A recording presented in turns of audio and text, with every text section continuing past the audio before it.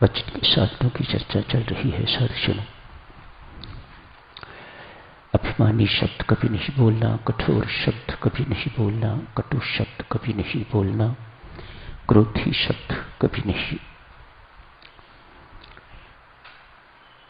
वाणी पर पूरा अंकुश होना चाहिए साधुजनों।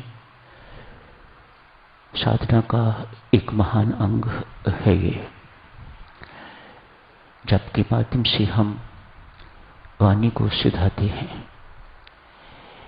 जप इसीलिए करते हैं कि हमारी जीवा को जो गंदी गंदी गलत आदतें पड़ी हुई हैं, इसका स्वभाव बदले, इसकी आदतें बदले।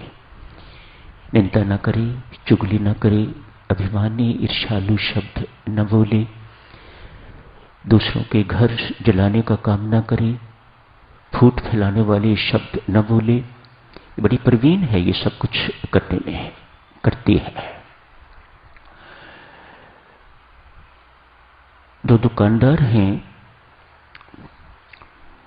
एक की मिर्ची की दुकान है और बिल्कुल पड़ोस में दो एक दुकानें छोड़ के तो शहद बेचने वाले की दुकान है। शहद बेचने वाले की दुकान पर कोई इक्कड़ दुक्कड़ ग्राहक होंगे। एक मिर्ची वाली दुकान पर बड़ी भारी भीड़ लगी रहती है। ग्राहक घूम फिर के उसी की दुकान पर जाते हैं। शहद बेचने वाले की दुकान पर बहुत कोई जाता है।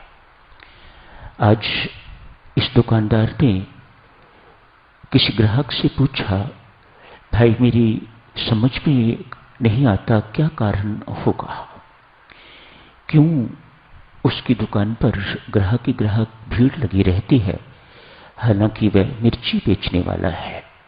मैं तो मीठी चीज शहद बेचने वाला हूं, मेरे पास कोई इक्कड़ दुक्कड़ ग्राहक आता है। ग्राहक कहता है, लाला ऐसा लगता है मिर्ची बेचने वाला मिर्ची में शहद घोल के तो बेचता है। उसकी वाणी बड़ी मधुर है, उसकी वाणी बहुत मीठी है और उसी वाणी के प्रताप से, प्रभाव से उसकी मिर्ची की सेल इस प्रकार की है।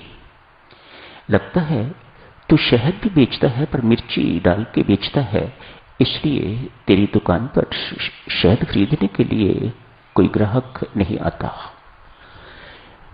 कितनी महत्वपूर्ण बातें हैं साधुजनों। अपनी वाणी पर पूरा संयम होना चाहिए। संत महात्मा यहां तक कहते हैं, वाणी से व्यक्ति के वास्तविक व्यक्तित्व की पहचान होती है। ऐसा होता होगा तो ही संतों महात्माओं ने इस प्रकार का कहा है। एक राजा, एक मंत्री और उनके साथ एक नौकर, तीनों के तीनों वन में गए हैं। राजा के पास भी घोड़ा है, तीनों के पास ही घोड़ा होगा। जंगल में पहुंच के राजा जंगल के मनोरम दृश्य देख के खुश हो गया है, बहुत अच्छा लगा उसे। कहने को जंगल पर बहुत सुंदर वाटिका, जैसे सब कुछ बहुत सिस्टमेटिक, जैसे बगीचे में होता है। जंगल तो जंगल ही होता है, जंगली जंगल जंगली, लेकिन बगीचा तो जंगली नहीं होता। बगीचा तो बहुत सिस्टमेटिक होता है। कहीं कहीं लाइट लगी हुई होती है, एक ही तरह के पेड़ होते हैं, एक ही तरह के फूल होते हैं, बड़े कतारों में होते हैं, इत्यादि इत्यादि। ऐसा ही वह जंगल था। राजा उसे देख के तो खुश से गए हैं। दूर एक सुंदर हिरण पर नजर पड़ी। राजा उसे पकड़ने के लिए दौड़ पड़े। घोड़े पर थे, खूब तेज घोड़ा दौड़ाया, लेकिन हिरण भी कोई कम दौड़ने वाला नहीं था। उसकी स्पीड भी बहुत अच्छी थी। दूर राजा को कहीं ले गया। हिरण पकड़ा भी नहीं गया, लेकिन राजा दूर चला गया है। इधर मंत्री एवं नौकर दोनों इंतजार कर रहे हैं राजा साहब की। जब लौटने में देरी लगी तो मंत्री महोदय ने कहा, नौकर से जाओ राजा साहब को ढूंढो। निकल पड़ा है। दूर जाके एक कुटिया आती है, कुटिया देखता है, उसके बाहर एक दृष्टिहीन महात्मा बैठे हुए हैं।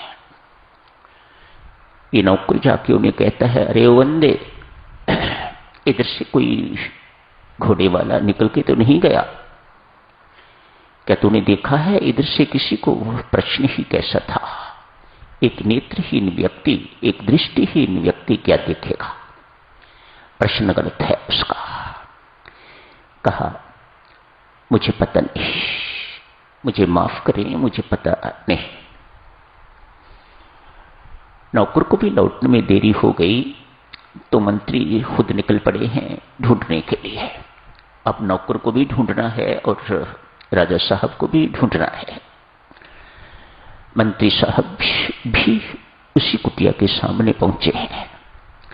उनसे कहते हैं, ओ साधु, क्या इधर से कोई व्यक्ति निकले हैं?